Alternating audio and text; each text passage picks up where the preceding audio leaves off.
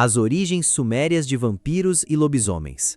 Quando você pensa em vampiros e lobisomens, qual é a primeira imagem que vem à sua mente? Provavelmente, os castelos góticos da Europa medieval, as florestas sombrias da Transilvânia, o Conde Drácula com sua capa preta ou um homem mudando de forma sob a lua cheia. Certo? E se eu te disser que tudo isso está errado? Que os monstros mais icônicos do cinema e da literatura não nasceram na Europa? Para descobrir a verdadeira certidão de nascimento dessas criaturas, nós precisamos viajar muito mais para trás no tempo. Precisamos voltar 5.000 anos atrás, até o alvorecer da própria civilização humana. Nosso destino é a Suméria, o berço da humanidade, localizada no atual Iraque. Muito antes de a Europa sequer sonhar com cavaleiros, os antigos sumérios já trancavam suas portas à noite, aterrorizados por demônios que sugavam a energia vital dos vivos e por humanos amaldiçoados a se transformarem em feras selvagens. Prepare-se, o que você vai ver agora não é apenas mitologia, é uma viagem ao início dos medos humanos. Esqueça tudo o que você achava que sabia sobre o terror. As origens dos mitos mais assustadores da nossa história começam aqui, o berço oculto da humanidade. Para compreendermos como esses mitos ganharam vida, precisamos entender quem era o povo que os criou. Por volta de 3.500 a.C., floresceu a Suméria, no vale fértil entre os rios Tigre e Eufrates. Os sumérios inventaram a escrita cuneiforme, as primeiras cidades-estados como Uruk e Lagash, o comércio estruturado, a roda e a astronomia. Eles eram uma sociedade brilhante e avançada. Mas, para além dessas incríveis realizações terrenas, a visão de mundo deles era completamente imbuída pelo sobrenatural. Para um cidadão comum de Uruk, a realidade era um equilíbrio delicado e perigoso entre o reino dos grandes deuses, o mundo dos humanos e a dimensão sombria dos demônios. Desde o movimento das estrelas até os barulhos estranhos nas vielas escuras, tudo estava conectado ao mundo espiritual. Nas tábuas de argila, o cosmos era governado por deuses poderosos, como Enlil, o soberano do ar, e Enki, o deus da sabedoria. No entanto, o dia a dia da população era afetado por uma multidão de entidades intermédias que não possuíam o status de divindades, mas detinham um poder imenso para influenciar a vida humana quase sempre para o mal. Os textos sumérios antigos nos falam de espíritos que não conheciam o descanso. Almas penadas que ficavam encurraladas na fronteira entre o mundo dos vivos e o submundo dos mortos, deambulando pelas cidades à procura de uma única coisa, uma forma de aliviar o seu sofrimento e a sua fome sem fim. Os Edimo, os primeiros vampiros da história. Dentre todas as criaturas que povoavam os pesadelos sumérios, um grupo específico causava pavor generalizado os Edimo. Eles eram os espíritos inquietos e vingativos daqueles que haviam sofrido uma morte violenta, que foram abandonados sem sepultura ou que não receberam os rituais funerários apropriados de suas famílias. Para os sumérios, o pós-morte era assunto sério.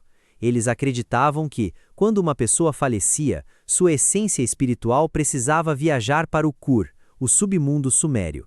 O Kur era uma existência cinzenta e sombria, onde as almas se alimentavam de poeira e bebiam água barrenta. Para que essa transição ocorresse com sucesso, os parentes vivos precisavam enterrar o corpo com dignidade e realizar rituais periódicos de oferendas de água e comida sobre o túmulo. Se uma pessoa fosse assassinada no deserto e seu corpo ficasse exposto, ou se a família esquecesse as oferendas, a alma era corrompida. Sem sustento, o espírito ficava preso na terra, transformando-se em um Edimo. O Edimo era descrito nas tabuletas de argila como uma presença etérea, uma sombra faminta que vagava pelas noites. Por ser um espírito, ele passava por trincas, portas e janelas sem fazer barulho. E o que ele fazia quando entrava em uma casa? Ele caçava. Sem conseguir consumir comida normal, ele precisava drenar a essência vital dos seres humanos. O Edimo se aproximava das pessoas enquanto elas dormiam e sugava a energia delas. Os relatos médicos da época afirmavam que as vítimas acordavam exaustas, adoeciam sem motivo aparente e definhavam até a morte. Em várias tábuas antigas que detalham encantamentos de proteção, os Edmu são descritos literalmente bebendo o sangue de suas vítimas. Para os sumérios, o sangue carregava a vida. Ao consumi-lo, o demônio roubava a própria vitalidade do indivíduo. Estamos falando da primeira menção registrada na história daquilo que, milênios mais tarde, o mundo ocidental batizaria como vampiro. A estrutura do mito é exatamente a mesma: um morto-vivo que retorna do túmulo por falta de descanso, ataca durante a noite e consome o sangue dos inocentes para se manter ativo. Naquela época, sem eletricidade, as cidades ficavam imersas em escuridão absoluta.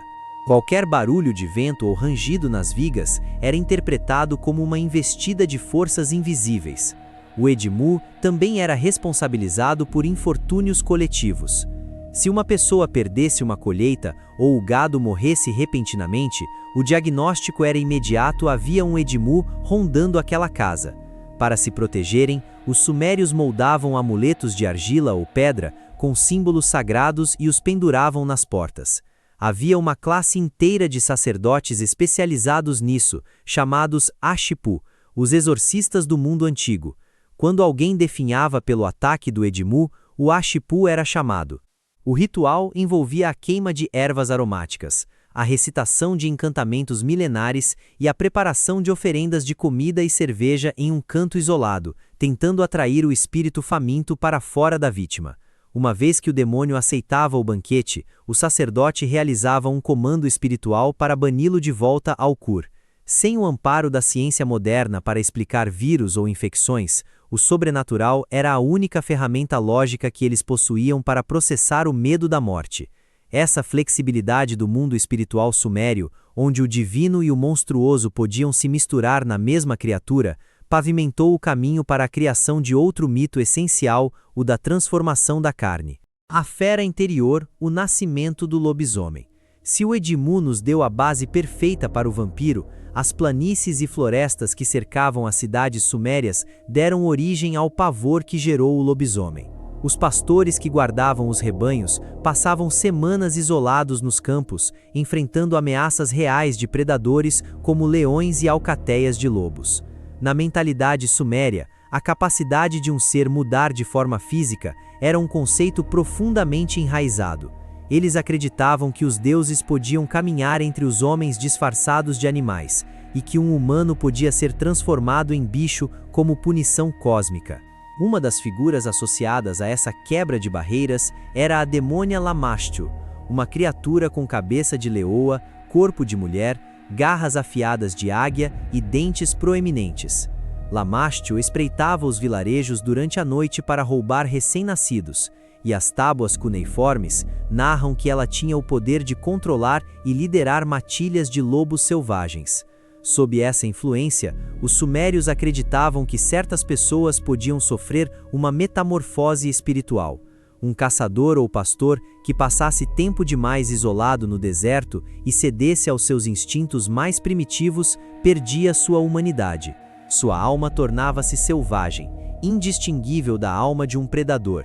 Ele começava a caçar e a pensar como um lobo, sendo banido da civilização. E o catalisador astrológico para que essas forças ganhassem poder era a lua. Para os sumérios, a lua era uma divindade poderosa chamada Nana, o deus que governava os ciclos do tempo e os segredos noturnos. Durante as noites de lua cheia, o povo acreditava que o véu entre o mundo civilizado e a natureza selvagem se rompia. Os pastores observavam que os lobos ficavam muito mais ativos nessas noites, uivando em direção ao céu. No imaginário popular, o uivo não era um comportamento animal, mas uma invocação espiritual. Não demorou para surgirem histórias de figuras híbridas, vultos com postura humana, que corriam de 4 patas ao lado das alcateias na escuridão profunda do deserto. Essa obsessão com os limites entre a civilização e a animalidade está registrada na maior obra literária de sua cultura, a Epopeia de Gilgamesh, o poema épico mais antigo do mundo. Na história, conhecemos o personagem Enkidu, criado pelos deuses nas estepes selvagens. Ele era um homem completamente selvagem, com o corpo coberto de pelos longos que lembravam a pelagem de um animal. Enkidu não falava a linguagem dos homens, corria junto com as gazelas, comia grama e usava sua força descomunal para quebrar as armadilhas dos caçadores. A história de Enkidu mostra como os sumérios eram apavorados pela ideia de que um ser humano pudesse reverter ao estado de bicho. Embora Enkidu não mude de forma sob a lua cheia, a sua narrativa explora o conceito da dupla natureza humana. Ela nos lembra que, por mais que construamos cidades e tecnologias, há uma porção animal e violenta adormecida dentro de nós que pode assumir o controle total se formos empurrados além do limite. O sangue e a lua de sangue. Para amarrar esses dois mitos primitivos, precisamos analisar os dois maiores símbolos místicos da Suméria, o sangue e a lua. Ambos eram considerados portais energéticos absolutos. O sangue exposto liberava vapores espirituais que chamavam a atenção de deuses e demônios. O sangue derramado por violência ou injustiça criava um farol para os Edimu. Se o sangue de um homem assassinado tocasse a terra sem receber justiça, a alma ficava presa ali, sedenta por vingança.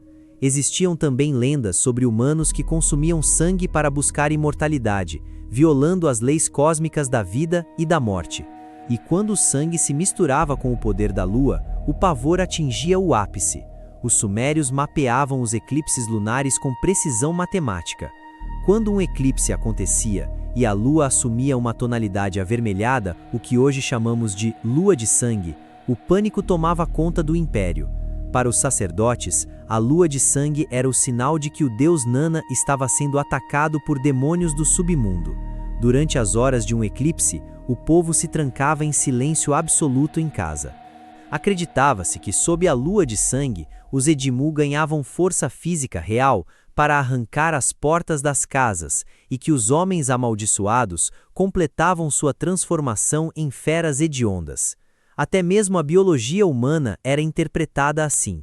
Os sumérios notaram a sincronia óbvia entre o ciclo menstrual e as fases da lua, vendo aquele sangue específico como um símbolo de imenso poder de criação, mas também de extremo perigo místico se não fosse manuseado com purificação.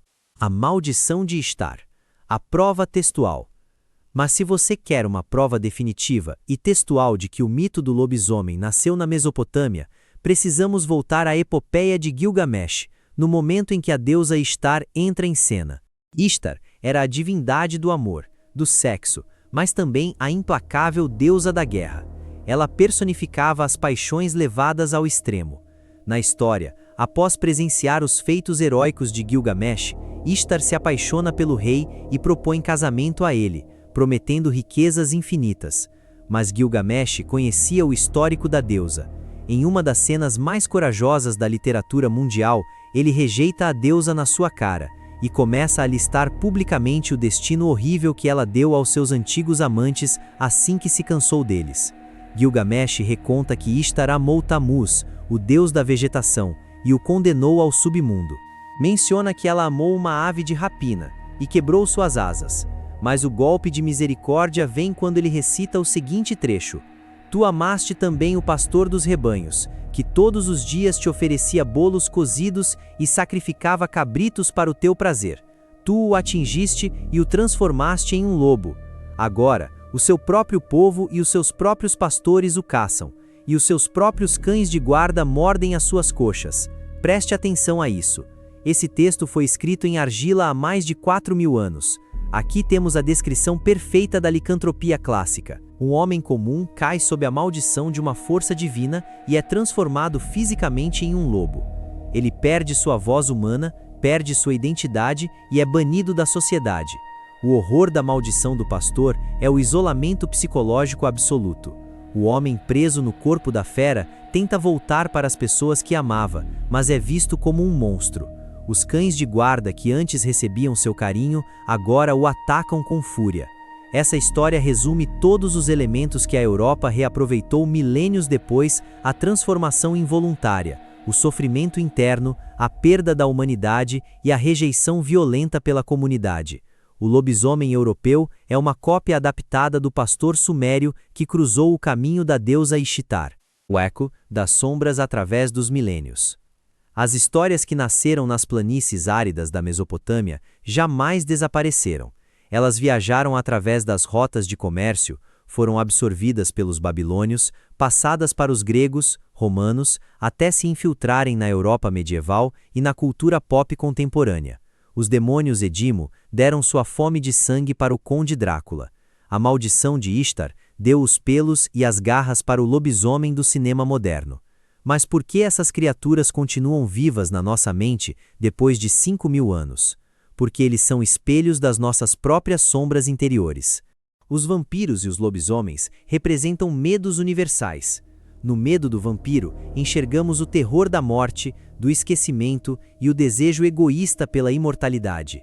Na história do lobisomem, reconhecemos o pavor de perder o controle sobre a nossa própria mente, de ceder aos nossos instintos violentos e sermos rejeitados pelas pessoas que amamos. Aqueles sacerdotes sumérios que escreviam em tábuas de argila há 40 séculos jamais poderiam imaginar que seus medos mais profundos cruzariam os milênios para ecoar hoje. As cidades deles viraram poeira, mas os seus monstros continuam bem vivos, sussurrando no escuro. Se você ficou fascinado por essa conexão incrível entre o passado remoto e o nosso presente, faça parte da nossa comunidade de exploradores do desconhecido. Inscreva-se aqui no canal e ative o sininho das notificações. Juntos, nós vamos continuar cavando a história para desvendar os segredos das civilizações antigas e entender os mitos que moldam quem nós somos hoje. Deixe o seu comentário com a sua teoria. Você já conhecia essa origem suméria? Qual criatura te dá mais medo, o Edimu ou o pastor transformado em lobo? Eu quero muito saber a sua opinião.